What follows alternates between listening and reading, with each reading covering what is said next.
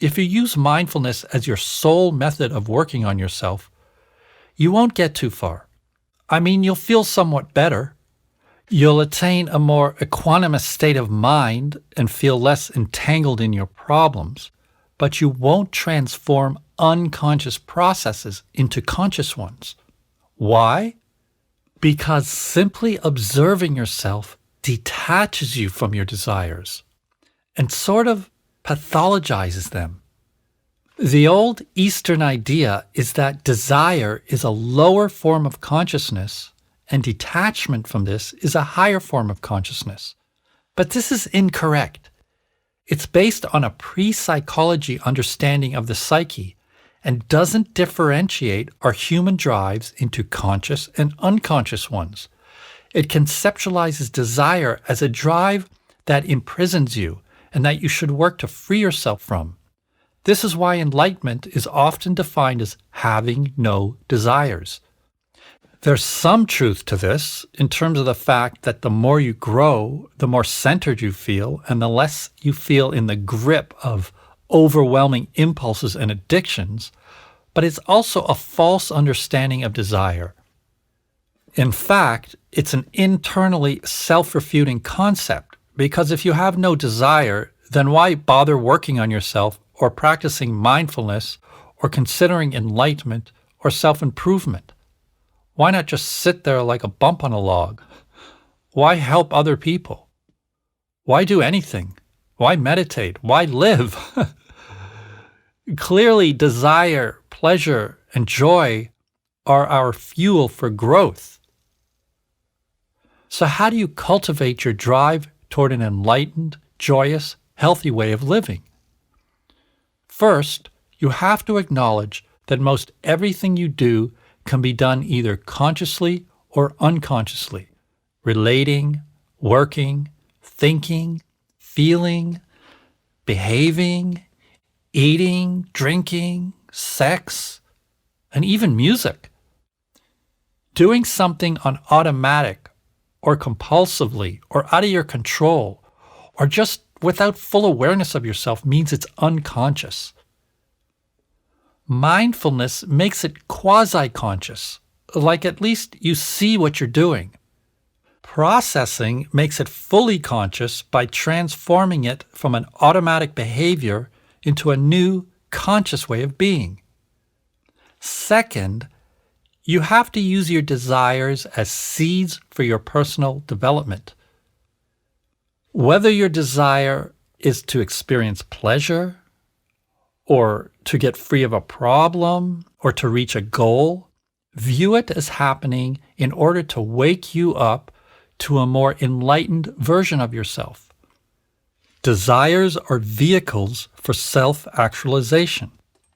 And so are problems and goals. There's an interesting quote from Swiss psychologist Carl Jung, where he says, "The most intense conflicts, if overcome, leave behind a sense of security and calm that is not easily disturbed.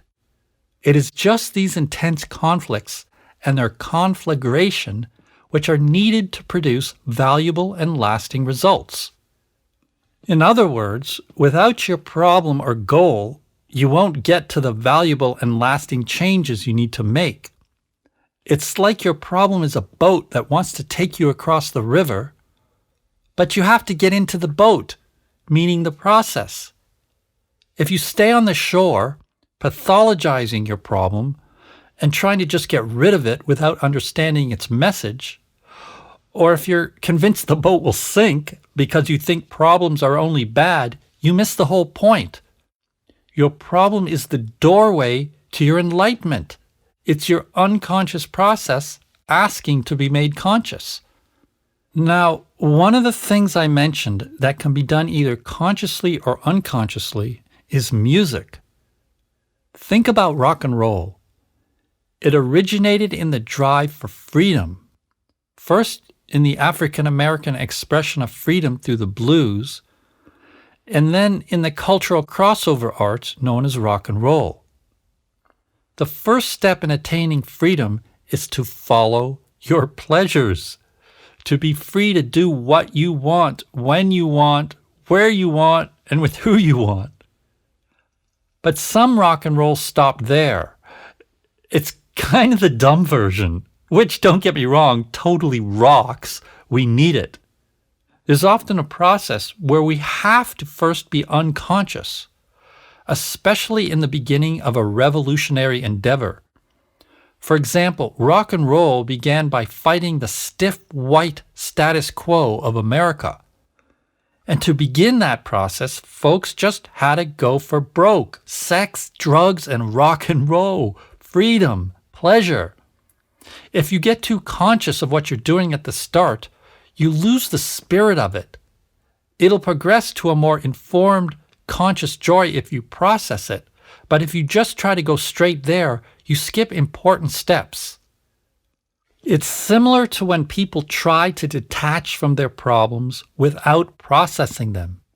You do feel more detached after processing something, but first you have to dive into it, explore it, amplify it, wrestle with it, get to know it, live it for a while, grow from it. Then you can get a sense of freedom from it controlling you. If you just try to live in some kind of great blissful state of mind right away, you skip the real process and you won't be able to really transform things. The rule is you have to first occupy and experience a process before getting free of it. Otherwise, you don't even know what it really is. Processes often first manifest in you as bothersome signs and symptoms. If you automatically reject them, you throw out the baby with the bathwater and you miss their transformative power. You've assumed that because they feel bad and wrong, they must be bad and wrong, but they're not. They're meaningful irritants designed to wake you up and catalyze change. Just getting rid of them or trying to detach from them is unhealthy because you throw away an important piece of your process and growth.